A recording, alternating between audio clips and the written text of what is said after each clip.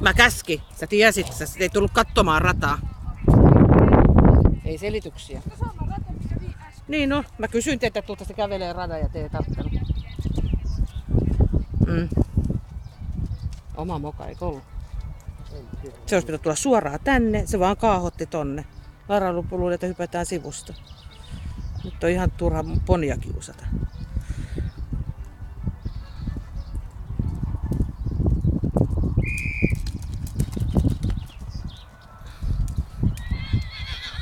Nyt vituttaa.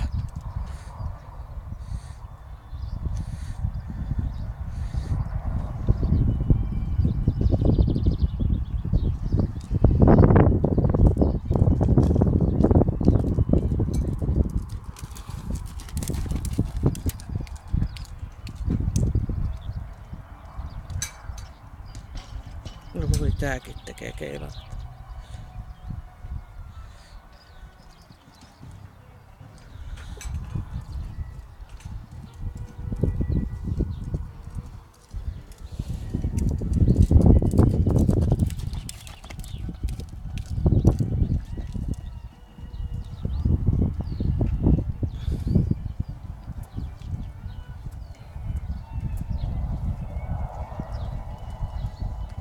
No niin, 4.